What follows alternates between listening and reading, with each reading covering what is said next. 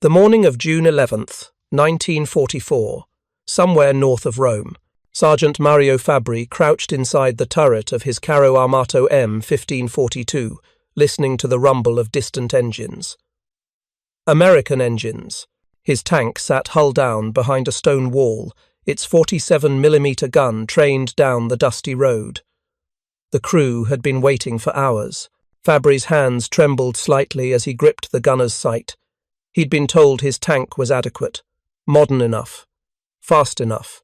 The training officers in Turin had assured him the M1542 could hold its own against enemy armour.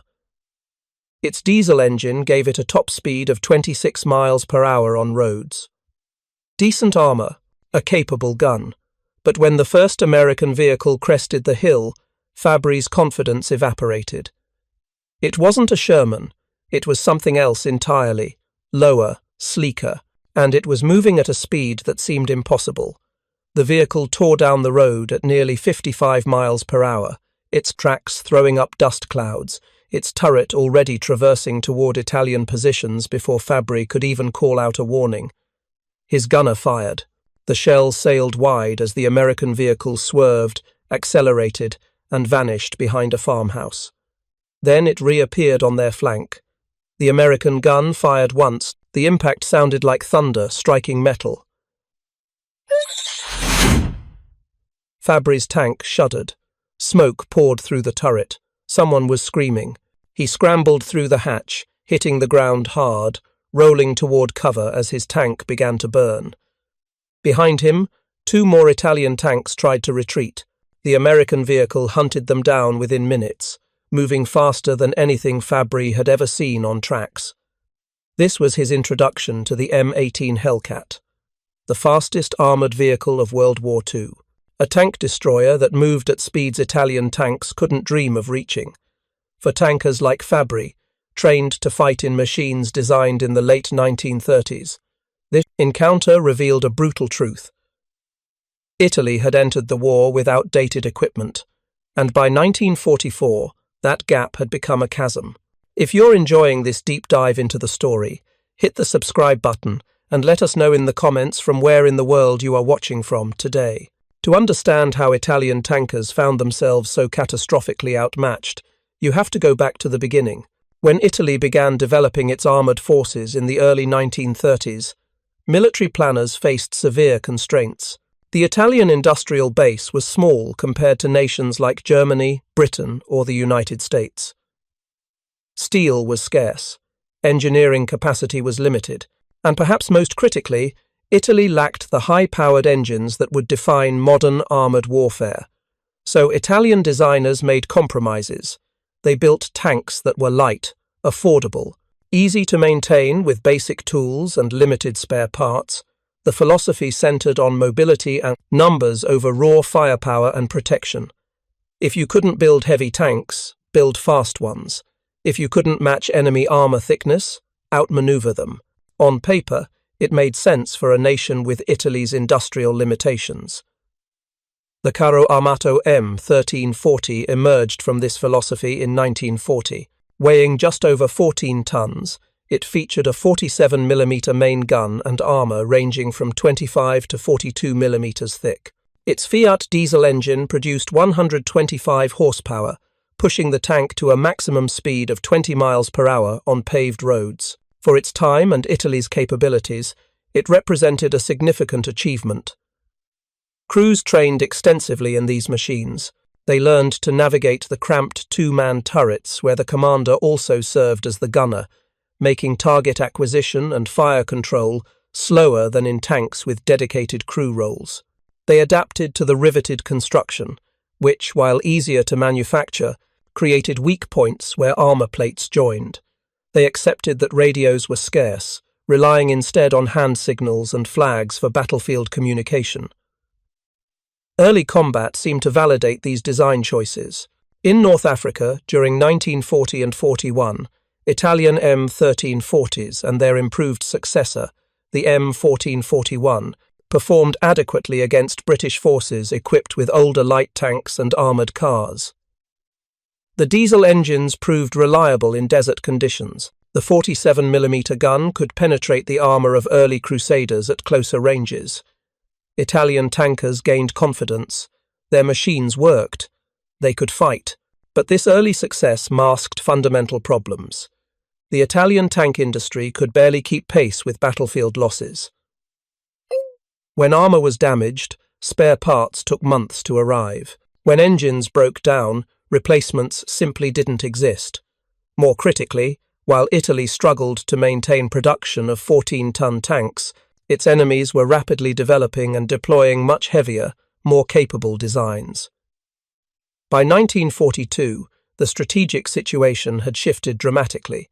American M4 Shermans began arriving in North Africa. These 30-ton behemoths mounted 75mm guns and carried armour up to 3 inches thick on the front glacis. Against a Sherman, an Italian M1441 stood almost no chance. The Italian 47mm gun couldn't reliably penetrate Sherman armour beyond point-blank range, while the Sherman's 75mm could destroy Italian tanks at virtually any combat distance. Italian tankers adapted their tactics out of desperation. They learned to target tracks and weapons rather than hull armour. They used terrain for ambushes, hoping to get side shots where Italian guns might penetrate. They fought at night when possible, trying to negate American advantages in firepower and armour. These were not the tactics of an equal opponent. These were survival measures. The industrial disparity became even more apparent in the numbers. Between 1940 and 1943, Italy produced approximately 1,100 M13 and M14 series tanks. During roughly the same period, the United States produced nearly 50,000 Shermans. For every Italian tank rolling off assembly lines, America built 45. This wasn't a competition. It was an industrial mismatch of staggering proportions. When Italy signed the armistice with the Allies in September 1943, the situation for Italian tankers became even more complex. The country split. The South aligned with the Allies. The North became the Italian Social Republic, a puppet state under German control and Mussolini's leadership. Tank production continued in northern factories, now under German oversight. About 24 M1542s were completed, along with roughly 100 of Italy's heaviest tank, the P-26-40. The P-26-40, also known as the P-40, represented Italy's attempt to build a true heavy tank. At 26 tons, with a 75mm gun and armour up to 60mm thick, it was comparable to medium tanks fielded by other nations. But it arrived far too late. The first prototypes weren't ready until 1942. Production delays caused by engine problems meant most P-40s weren't completed until 1944. By then, they were obsolete before they even saw combat. Most P-40s went to German units.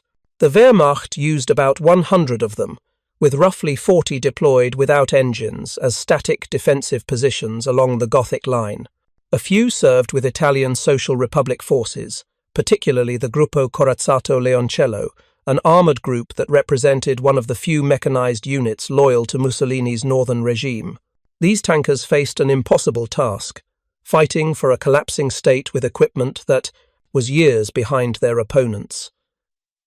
The M18 Hellcat that Sergeant Fabbri encountered represented everything Italian tanks were not.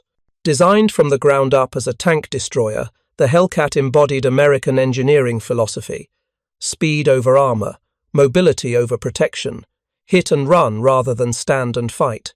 But unlike Italian tanks built with similar priorities, the Hellcat had the industrial might of America behind it. The Hellcat used the same Wright Continental 9-cylinder radial engine found in Sherman tanks, 400 horsepower, driving a vehicle that weighed only 17 tons. The result was unprecedented. Top speeds of 55 miles per hour on roads, sometimes reaching 60 in ideal conditions. Compare that to Italian tanks struggling to reach 26 miles per hour in the M1542 or just 16 miles per hour in the P40. The speed differential wasn't marginal, it was overwhelming. The Hellcat's 76mm gun, while not the most powerful anti-tank weapon in the American arsenal, was more than adequate against Italian armour. It could penetrate the M1542's frontal armour at any combat range.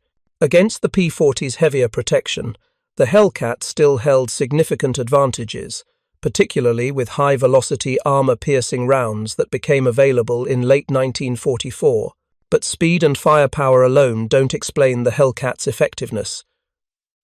American tank destroyers operated with modern radios in every vehicle. Crews communicated constantly, coordinating movements, calling for support, sharing intelligence. They had dedicated reconnaissance units spotting targets. They operated with close air support from P-47 Thunderbolts that could be called in within minutes. They moved as part of an integrated combined arms system. Italian tanks, especially those still fighting in 1944 and 45, had none of these advantages. Radios remained scarce. Air support was non-existent, with the Regia Aeronautica shattered by years of attrition. Reconnaissance was primitive. Supply lines were constantly disrupted by partisan activity in northern Italy. Italian tankers weren't just outgunned, they were fighting a different kind of war entirely. The Hellcat first saw combat in Italy at Anzio in May 1944.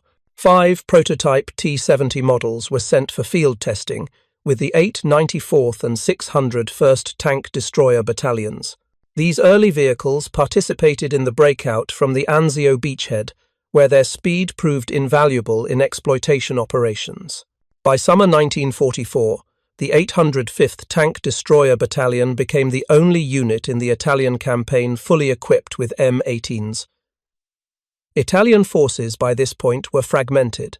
The co-belligerent army in the south fought alongside the Allies, using captured German and Italian equipment. In the north, the Italian Social Republic fielded scattered armoured units, mostly equipped with older M1340s, M1441s, and a handful of newer vehicles. These northern units primarily fought partisans, rather than engaging Allied armour directly. When they did encounter American forces, the results were predictable. Consider the material reality Italian tankers faced. An M1542 crew operating in mid-1944 had a tank with a top speed of 26 miles per hour. If they encountered a Hellcat moving at 55 miles per hour, the American vehicle could choose the terms of engagement completely. It could attack from any angle, disengage at will, and reposition faster than the Italian crew could traverse their turret. The Hellcat's turret traverse was hydraulically powered, far faster than the manual systems in Italian tanks. The psychological impact of this speed differential cannot be overstated. Italian tankers were trained for combat at deliberate paces. You spot an enemy, you maneuver into position, you engage, but the Hellcat broke these rules. It appeared, it fired, it vanished. Before Italian crews could react, they were already flanked. The tank destroyer's low profile, just 7 feet 9 inches tall, made it difficult to spot at distance. By the time it was visible, it was already in firing position. If you find this story engaging, please take a moment to subscribe and enable notifications. It helps us continue producing in-depth content like this. The numbers from the Hellcat's combat record tell a stark story. In July 1944, the 630th Tank Destroyer Battalion accounted for 53 German Panther and Tiger tanks, destroyed in various engagements. They lost only 17 Hellcats in the process. Against Italian armour, which was significantly lighter and more vulnerable than German heavy tanks, the kill ratios would have been even more lopsided. Italian tanks simply couldn't survive encounters with American tank destroyers operating at full capability. But the Hellcat represented only one facet of the industrial and technological gap Italian tankers faced. The broader American armoured force included thousands of Sherman tanks, each one superior to Italian designs in virtually every measurable category. Sherman production alone dwarfed Italy's entire armoured vehicle output for the war. Between 1942 and 1945, American factories produced approximately 49,000 Shermans. Italy, across the entire war, built fewer than 4,000 tanks of all types combined. This production disparity extended beyond raw numbers. American tanks came with comprehensive spare parts inventories. When a Sherman threw a track, replacement links arrived within days. When an engine failed, a fresh power plant could be installed in hours, using standardized tools and procedures. American tank maintenance crews worked with proper facilities, diagnostic equipment, and engineering support. They could keep armor rolling even under intensive combat conditions. Italian tankers had no such luxuries. Spare parts were chronically scarce even before the 1943 armistice. After Italy split, northern factories producing for the Italian Social Republic operated under German control with limited resources. Parts for M13 and M14 tanks often came from cannibalizing damaged vehicles. Engine replacements were nearly impossible. Tracks wore out with no replacements available. Tanks sat immobilized not from combat damage, but from simple mechanical failures that couldn't be repaired. The technological gap extended to seemingly minor details that added up to massive advantages. American tanks had gyro stabilizers on their guns, allowing them to fire accurately while moving. Italian tanks required full stops to engage targets effectively. American tanks used wet ammunition storage, dramatically reducing the risk of catastrophic fires when penetrated. Italian tanks with riveted construction and conventional ammo racks burned easily when hit. American tanks had multiple periscopes and vision devices. Italian tanks had minimal visibility, with commanders often forced to expose themselves to see the battlefield. Training disparities compounded these material disadvantages. By 1944, American tank crews trained for months in the United States before deploying overseas. They learned gunnery, tactics, maintenance, and combined arms operations. They practiced with live ammunition. They understood their equipment thoroughly. Italian tankers, especially those serving the Italian Social Republic in the north, received minimal training. New crews were rushed into combat with weeks of instruction rather than months. Experienced crews had been decimated in North Africa, and during the collapse of Italian forces in 1943, communication systems illustrated the gap vividly. Every American tank destroyer battalion had extensive radio networks. The battalion headquarters could coordinate all 36 Hellcats in real time. Reconnaissance platoons reported enemy positions immediately. Forward observers called in artillery support within minutes. Tank destroyer platoons worked in coordination, setting up ambushes and supporting maneuvers with precision timing. This level of coordination was simply impossible for Italian armored units. Most Italian tanks lacked radios entirely. Those that had them often found frequencies jammed or communications disrupted. Coordination happened through prearranged signals or physically driving between tanks to pass orders. In fluid combat situations, this meant Italian tank units quickly lost cohesion. Individual vehicles fought isolated battles rather than operating as coordinated formations. Against an enemy with modern communications, this was catastrophic. The terrain of the Italian campaign in 1944 and 45 added another dimension to Italian tankers' problems. The Gothic line ran through the northern Apennines, mountainous terrain with narrow roads, steep grades, and limited room to maneuver. For the underpowered Italian tanks, this terrain was exhausting. The M1542's 190 horsepower engines struggled on mountain roads. Speeds dropped to single digits on steep inclines. Mechanical breakdowns increased. The Hellcat, with its 400 horsepower engine and excellent power-to-weight ratio, handled this terrain far better. It could climb grades that stopped Italian tanks. It could accelerate on mountain roads, where Italian armor labored. Even in terrain that should have negated the Hellcat's speed advantage, American tank destroyers remained significantly more mobile than their Italian opponents. By late 1944, the handful of Italian armoured units still fighting knew they were outmatched. The Gruppo Corazzato Leoncello, operating in northern Italy, used its tanks primarily as mobile artillery and defensive strongpoints, rather than seeking armour engagements. They dug vehicles into defensive positions, using them as bunkers rather than mobile weapons. This was tactical realism. In the open, against American armor and tank destroyers, Italian tanks simply couldn't compete. The few combat encounters that did occur followed predictable patterns. Italian tanks would attempt ambushes from concealed positions, hoping to get the first shot at close range where their guns might penetrate American armor. Sometimes this worked. A lucky 47mm round at close range could disable a Sherman or penetrate a Hellcat's thin armor. But these successes were rare and came at terrible cost. American responses to ambushes demonstrated their systemic advantages. Artillery fire arrived within minutes. Tank destroyers maneuvered to flank Italian positions using their speed. Infantry with bazookas closed in while machine gun fire suppressed Italian crews. Strikes followed shortly after. The Americans didn't just have better individual weapons. They had an integrated system where every element supported the others. Italian forces operated as isolated units with minimal support. The speed of American operations, particularly when tank destroyers were involved, left Italian tankers with impossible decisions. Do you stand and fight, knowing your tank is too slow to retreat and will likely be destroyed? Do you abandon your position early, preserving the vehicle but yielding ground? Do you dig in and use the tank as a pillbox, sacrificing mobility for protection?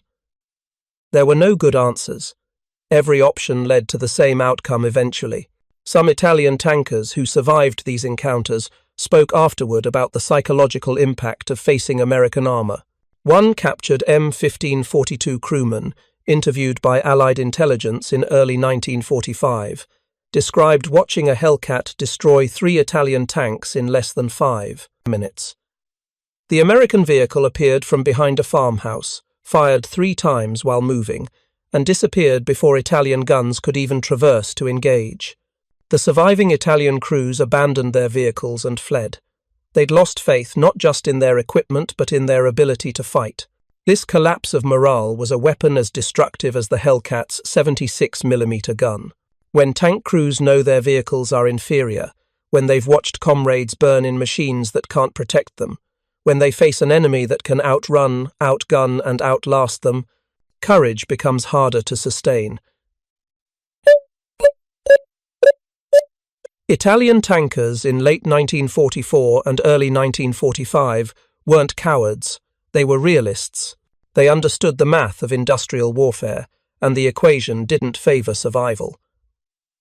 The final months of the war in Italy saw Italian armor reduced to marginal roles. The few remaining tanks of the Italian Social Republic participated in anti-partisan operations where their armor and guns provided advantages against lightly armed resistance fighters. When these vehicles encountered Allied forces during the final offensive in April 1945, they were quickly destroyed or abandoned.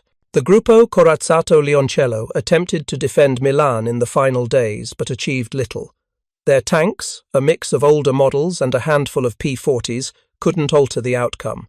American tank destroyer doctrine, embodied in vehicles like the Hellcat, proved remarkably effective in the Italian campaign, despite terrain that seemed to favor defense.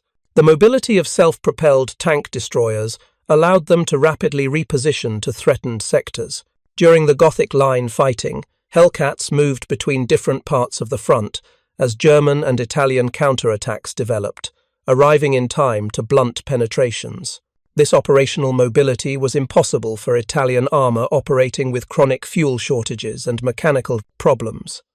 The industrial foundation of American armor operations extended beyond the vehicles themselves. The logistical infrastructure supporting American forces in Italy was comprehensive.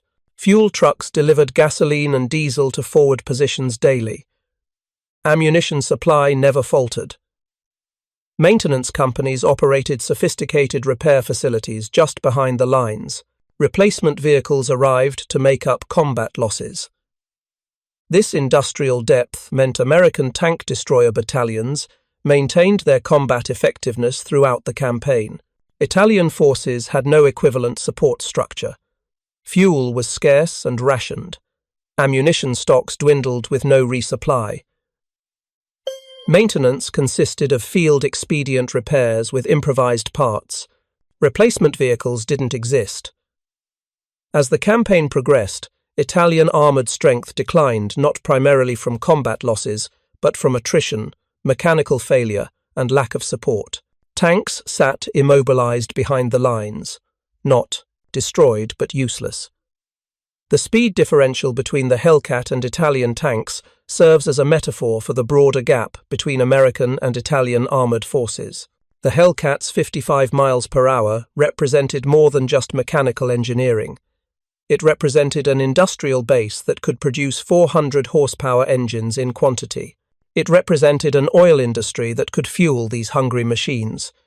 It represented a transportation network that could deliver them to battlefields across the world. It represented a training system that could produce skilled crews. It represented a military culture that emphasized innovation and adaptation. Italian tanks at 20 miles per hour represented a nation that entered the war beyond its industrial capacity. They represented design compromises forced by scarce resources.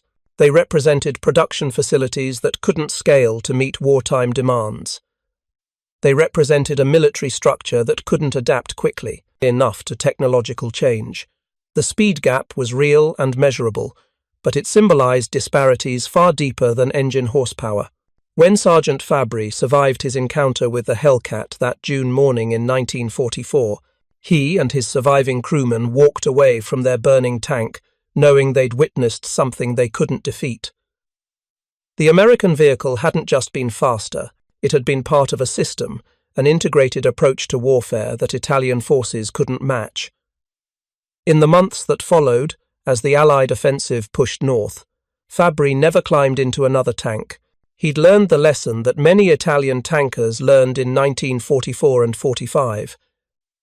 In modern armoured warfare, fought by industrial powers with vast resources, courage and skill matter, but they matter less than production capacity, technological sophistication, and logistical depth.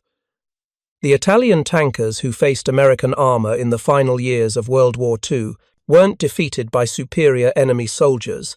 They were defeated by superior enemy factories, by assembly lines that produced tanks faster than battlefields could destroy them, by engineering teams that iterated designs monthly rather than yearly, by an economic system that could sustain total war without collapsing.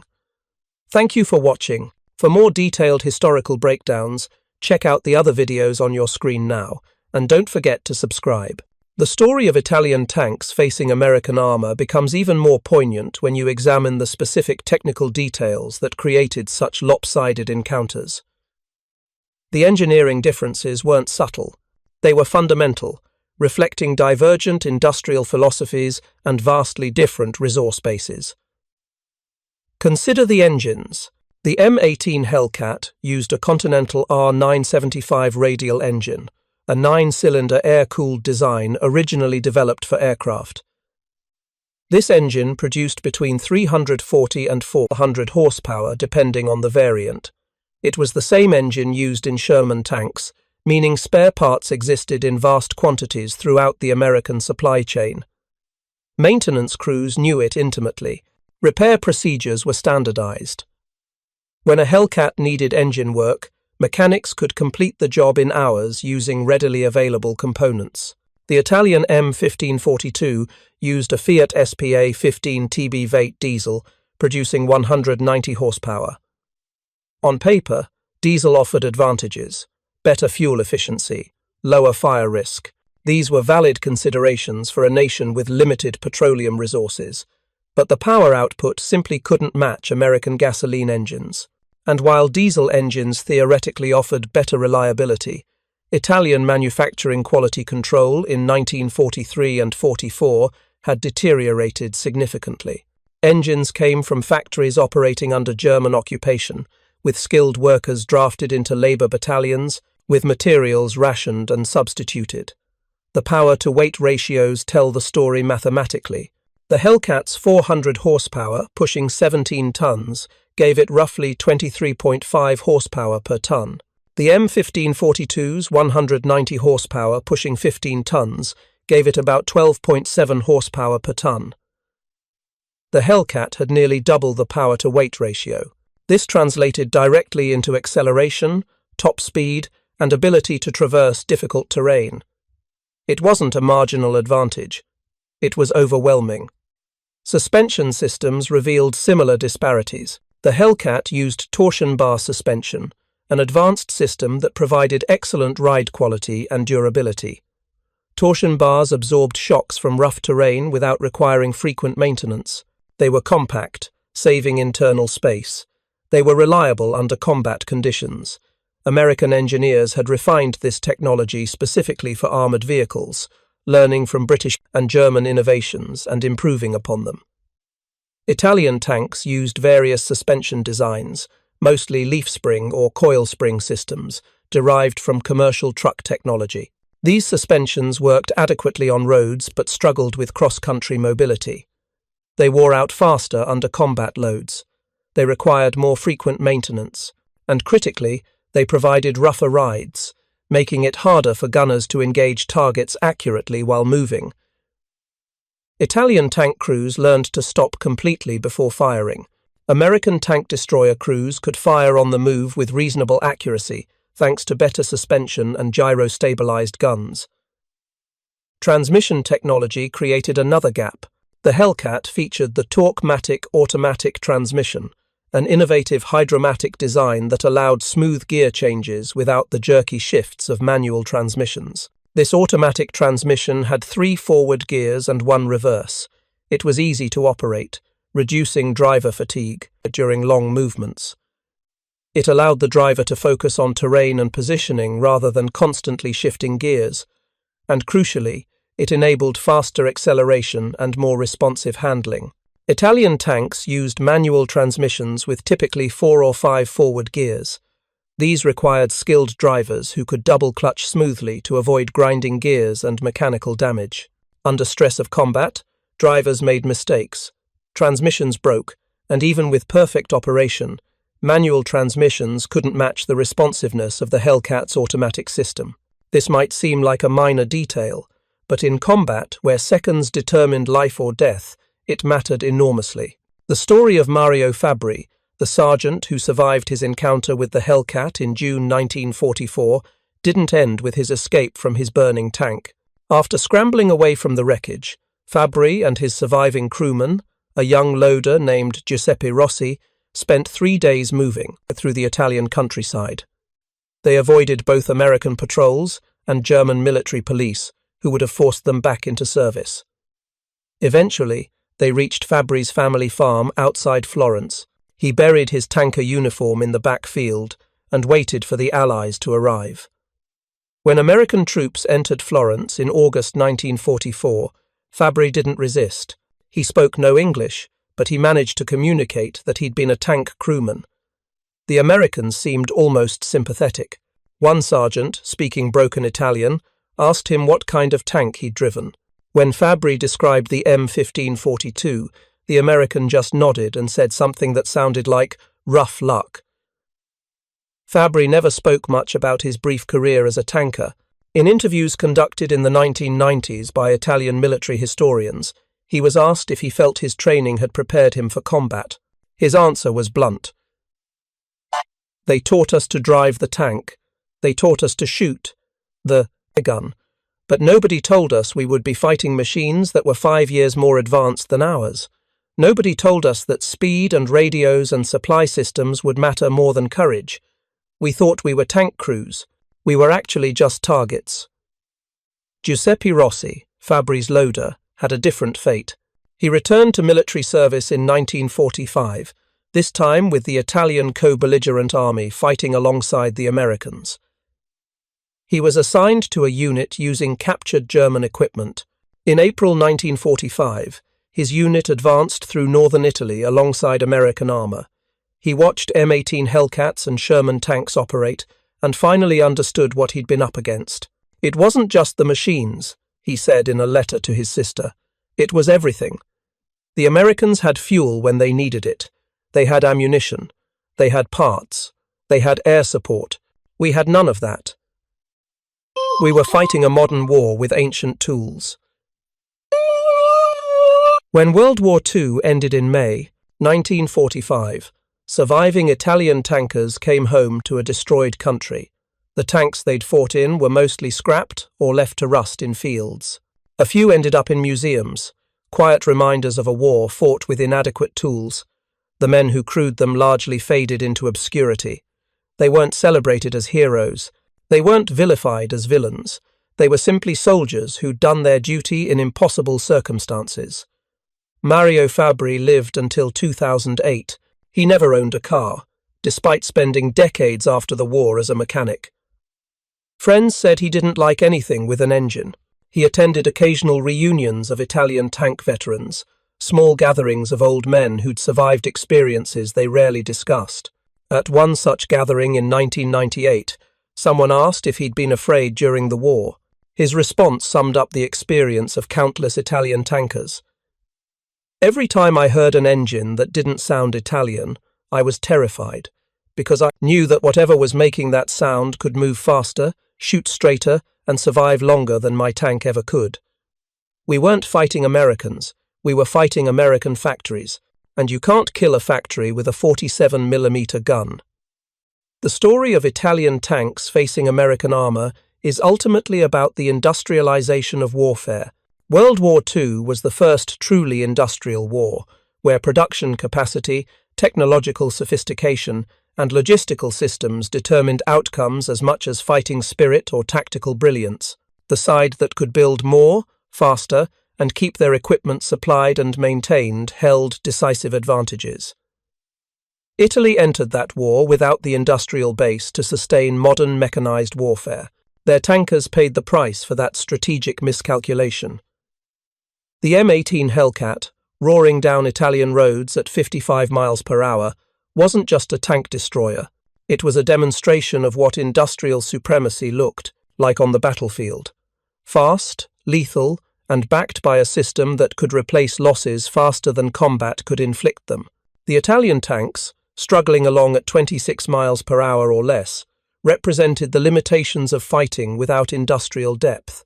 Well designed within constraints, operated by brave crews, but ultimately inadequate for the war they found themselves fighting. The speed gap was real, the industrial gap was insurmountable, and the human cost was measured in young men who climbed into machines that couldn't protect them and fought battles they couldn't win. This is how the technological revolution in warfare played out on the ground, not in grand strategic terms, but in specific encounters between specific machines. One tank destroyer moving at 55 miles per hour, one medium tank struggling to reach 26. The faster vehicle survived, the slower one burned, and inside those machines were human beings who deserved better than the equipment their nations could provide. Remember their story. Remember that industrial capacity is a weapon as deadly as any gun. Remember that wars are won in factories before they're won on battlefields. And remember the Italian tankers who faced the M18 Hellcat, knowing they were outmatched but showing up anyway. They deserve that much. Thank you for watching. For more detailed historical breakdowns, check out the other videos on your screen now, and don't forget to subscribe.